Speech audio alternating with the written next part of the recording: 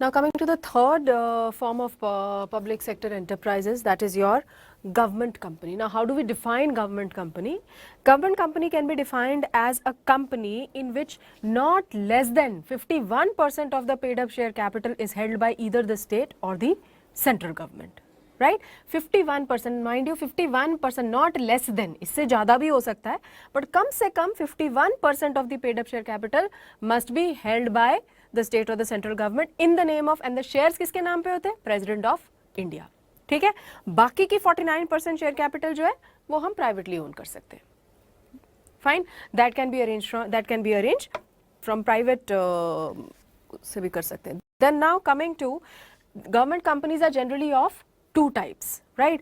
One is your wholly owned government company. Wholly owned government company का क्या होगी, जिसमें कि हमने कहा वहाँ पे कम से कम 51% गवर्नमेंट का होना चाहिए.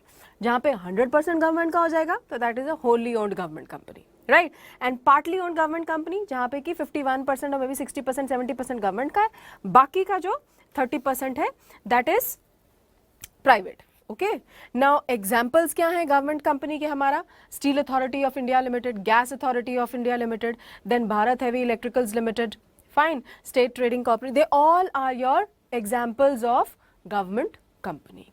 Clear? Now features, formation, it is formed as per the provisions of the Companies Act 2013, right? Then coming to ownership, ownership में हमने क्या कहा, minimum 51% of the paid up capital जो है वो किसकी होगी, स्टेट या सेंट्रल गवर्नमेंट की, right? And it says minimum 51% of their paid up capital is in the name of state or the central government, or partly in the name of central government and partly in the name of the state government. It can be wholly owned government company where all shares will be held by the government. It is pretty clear. या minimum 51%, ठीक है, नहीं तो पूरा भी हो सकता है, that will be your wholly owned government company. Now management, now it is managed by the board of directors who have been elected either by the shareholders or by the government. They are going to manage the affairs of the organization. Now next is separate legal entity. Now as it is registered under Companies Act 2013, so it is a separate legal entity, fine, which can sue and be sued in its own name, which can own property also in its own name. Then appointment of the employees. Now its employees are appointed as per its own rules and regulations as specified in the Memorandum of Association and Articles of Association, right? Government has got nothing to do with that. Then audit procedure, it is its accounts, the government company's accounts are subject to your normal audit controls, fine, and the accounts are generally audited by the auditor who has been appointed by the central government on the recommendation of Comptroller and Auditor General of India, right? Then financing, सारा का सारा पैसा इसका कहाँ से आता है, यहाँ तो 51% कम से कम आएगा स्टेट और सेंट्रल गवर्नमेंट में से, fine, and the remaining it is allowed to raise from the capital, the share market. Annual report, it is the company, like other companies, right, they are also supposed to be publishing their annual reports and the same is to be presented in the parliament, right?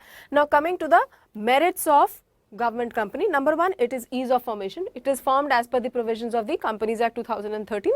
No special act is required to be passed in the parliament for this purpose. Then again, separate legal entity, fine, because it is registered under Companies Act, it has a separate legal entity and can own assets in its own name, can sue and be sued also. Autonomy in operation, it's an autonomous organization wherein they are allowed to work in a manner which they think is fine, which they think is fit and fine, right? Basically they are free to conduct their activities. There are no political interferences, fine, so they can take prompt decision and can also take the advantage of the opportunities, business opportunities that come their way, right? Then they control unhealthy competition. How do they control unhealthy competition? That is by providing goods and services to the customers at a reasonable price, fine. Then easy financing. Now the financial needs of these organizations, they are met by the government. Minimum 51%, आधे से ज़्यादा capital तो तुम्हारी government के पास से आ गई, and the remaining you can raise from the share market also, okay? benefits of private participation. Now, since the private sector can have share in such companies, professional managers from